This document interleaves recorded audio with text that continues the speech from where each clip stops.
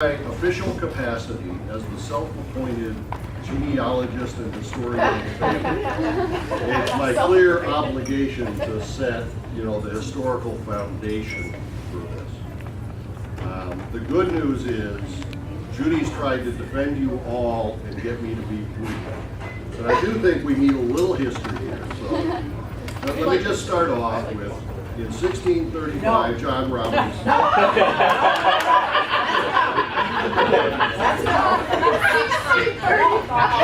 We need context. You need to start at 1635. Context. So let's try something a little bit different. Max. That's great. Okay, sorry about that. So the first thing we're going to do is get a picture here.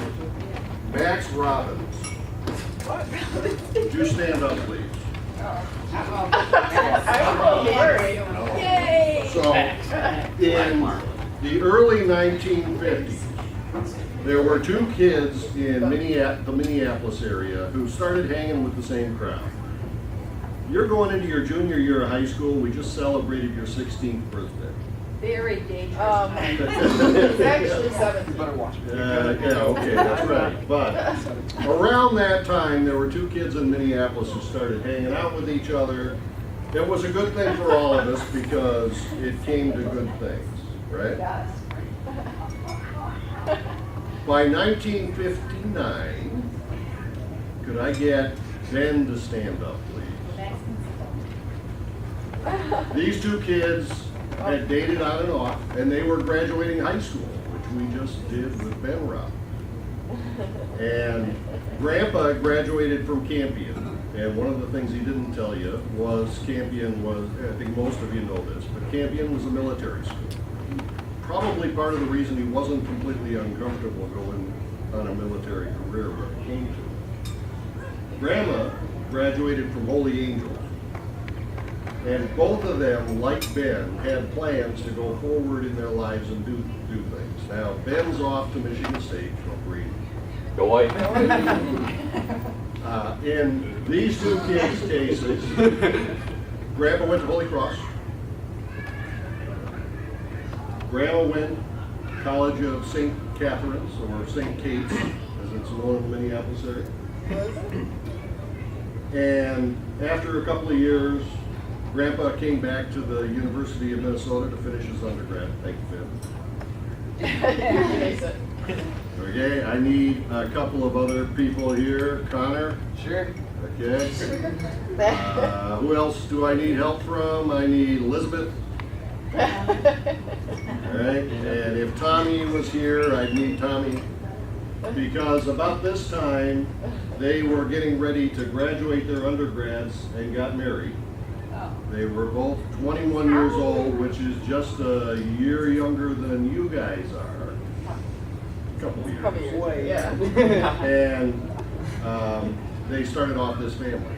And in fact, they started it off at the same time Grandpa started medical school. You've heard some of this from Grandpa. Same time as what? As Grandpa started medical school. Minnesota. That was a nice bounce. Baby And their perhaps best looking son. Followed not too much later by James. And at that time, Grandpa graduated medical school and had to do an internship. So we moved to Duluth for a year. Who was born there? Who was born there, Rick? Grandpa did his internship at St. Mary's Hospital there. And of course, Pat was born in Duluth. Go Pat. They always make mistakes sometimes. There's something wrong with that baby. We established earlier he was born in July, and he probably had new residence handling when there was some. You can't trust the residents. It's okay. Jealousy is a really vicious kind of So after a quick year in Duluth, where Patrick was born, three of us went back with them to Minnesota when, as Grandpa told you earlier, he had joined the Navy and spent 1 year at the recruiting station in Minneapolis, where John came along. There you go, John. How'd you do it, John? And the family was complete. So, all this was good. They'd made the choice to go in the Navy. As Grandpa implied earlier, we were going to move a long way from family, but to a good climate in San Diego, where he did his residency at Balboa. And I can tell you, in those years, as Grandpa started off in the Navy and did his residency in pathology, and 4 really good-looking kids were with him. What's missing? What are you talking about? What's missing? Story. Bill was born. It was not complete. 1966, along comes Bill, always a little bit late. Pretty good years in San Diego. I won't dwell on it. There were lots of stories, Citizenship of the Year awards, lost kids at pools, you know, lots of visitors from California. Don't skip over the details. Overall, they were pretty good, active years. Jim and Rick started school. Pat did kindergarten, some citizenship thing, I don't know. They were all together, and there were escaping toddlers. Boy on the run. I had enough of this. Oh, there was a picture taken. Not they're only action. running. Yes. So, with all those facts, as Dad described quite emotionally earlier, I think, and quite accurately, he got his first assignment out of San Diego into Nang. The rest of us went back to Bloomington, Minnesota, lived in a duplex, and tried to communicate with the family. Got back into the loving arms of the rest of our family, who were there for us. And we did make the best of it. I can tell you that we were, at that time, 8,000 miles apart. And with Dad in Da Nang and us in Minnesota, there were no international calls, no internet, no anything except the U.S. mail, as was described earlier. So, as mentioned and described, they found some reel-to-reel tapes and sent some of those back and forth. And I'd like somebody else to help us describe that. Hi, today is August 20th, and I thought I'd sit down and make you a tape. The recorder came through yesterday in just fine shape. Your first tape that you sent separately came the same day, so we thoroughly enjoyed it all afternoon and evening. Today was the luncheon. Sometimes, like some of the situations that Mom explained to me can be explained much better over the tapes, much easier than I can in any of the letters that I get. I guess it's just easier to tell it all than to write it all down in detail, and you kind of forget things when it takes so long to write it all down. But I was real happy to get the tape, and I was especially happy to hear you, Ricky, tell me all about your first day at work down at the Cadillac place, sweeping off and washing cars, and you seem to have had an awful good time and made some good money, and I'm real proud of you for going out and getting a job. That's real good work. I'm real happy to hear about how well the rest of you all seem to be doing in school and how much you all like school, and going on the bus to it and coming home and having fun when you're there. What about your friends that you've gotten from school, and about the fun that you're having with your new cat, Tabby? I hear that you're protecting her real well, John, from all the dogs around, and that's real good. I'm glad to hear it. Jim and Pat, I guess you guys have been doing real well in school, and I'm awful happy to hear it. We're at the end of September now. By the time you guys get this tape from me, we'll be into October, and that'll pretty soon we'll have 3 months of this over with already. That's not an awful lot of time, I guess, but it's a significant period of time, and I'll feel pretty good about getting 3 whole months of it over with. We'll only have 9 months to go, and we'll be halfway to seeing Mom in Hawaii. And when I see Mom in Hawaii, it'll be halfway through the year already. So, well, it seems like an awful long time to me, and I guess maybe it seems like a long time to all you guys too, because I miss you so much. The time's passing, and every day. I neglected to mention that Tom and Mary Ann at that time were 30 years old at the same time, same age as Mike and Sam. So Dad talked a little bit about. Oops, sorry.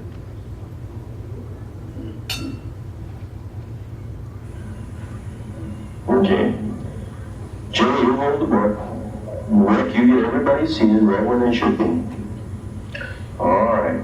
Now, the giants come in different sizes. Okay. Open it up 1 page, 2 pages, and there's a king, the hamburger. There's a hamburger tree. And it says giants come in different sizes. Okay, turn it again, Jim. All right, the first page shows a city that's on a mountain with a castle way up at the top. Can you point to the castle, Billy? Yeah, boy. Johnny, show Billy where the castle is. Okay. Pat, can you point to a ship? All right, here's a tough one. Ricky, point to 2 churches. Okay, Jim, show me 2 more churches, are we? All right, let's start reading. Dingleberg. What a silly name for a kingdom, and Dingleberg was a silly little kingdom, too. It was on a tiny island, so tiny it looked like somebody's shoe floating around in the ocean. In every direction was water, acres and acres of it, as far as you could see. Turn the page, Jim. If you were ever lucky enough to visit this island kingdom, the first thing you'd notice was what a sunny place it was. The sun shone every single day. Even better 50 years later. What are you going to say to Daddy? Halloween. Happy Halloween. I love you. What else you going to tell Dad? Can you tell Dad about watching for the school bus when the boys go in the morning? School bus. School bus, that's better than you think. How about me?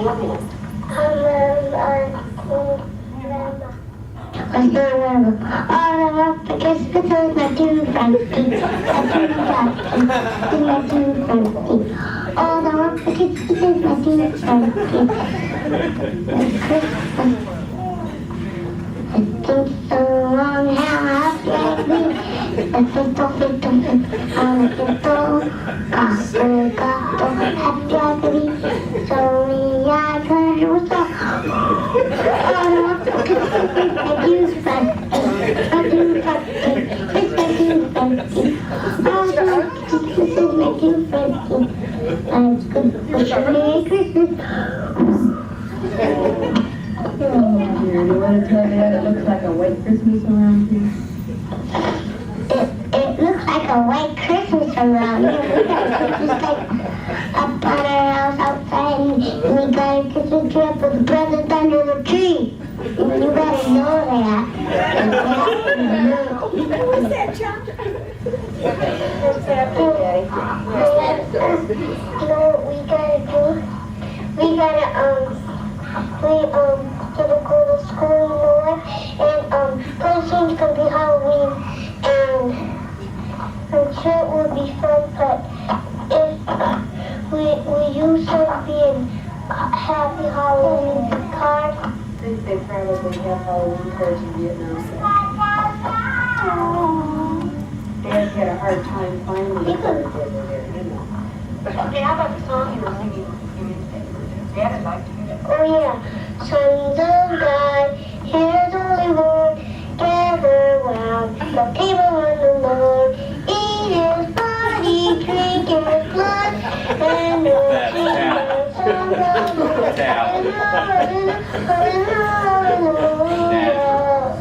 Brothers, sisters.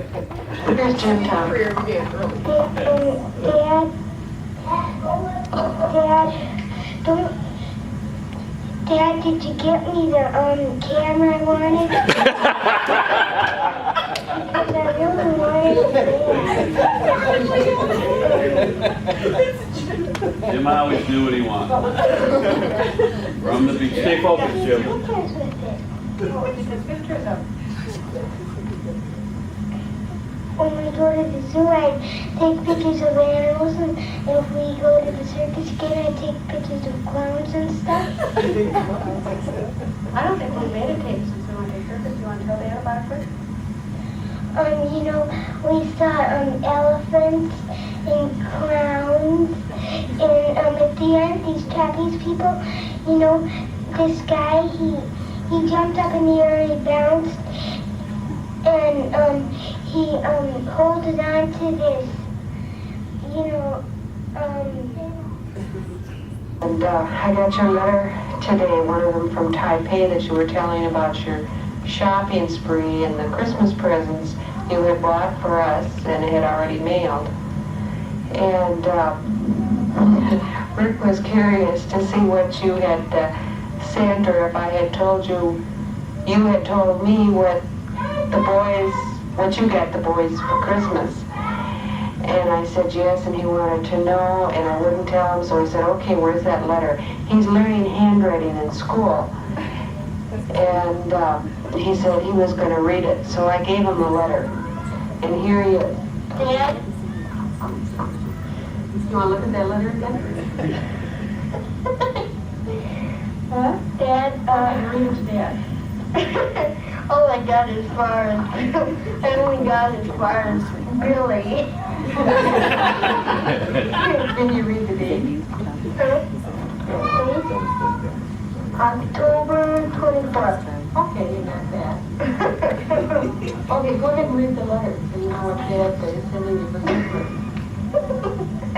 What'd you say about it when you looked at Why, Dad, we're right like that. it? Why did you, Dad? It's handwriting. I you learn how to write like that, Dad. There's that really good kid Bill in the background. It doesn't look like any of the letters on. You can only hold it together for so long. Where did Dad learn to I got a letter today from Mom saying that Rick and Jim and Carl have been throwing mud balls at cars one day, and I know that you guys just probably didn't remember that was wrong. I know you're good boys, and I'm not a bit worried about you, because I know all three of you will never do that again. It doesn't take very long to learn what's wrong, because you guys were kind of scared when that man left you, but you gotta remember, it's very dangerous to throw stuff at cars, snowballs and mud balls and stones and everything. So,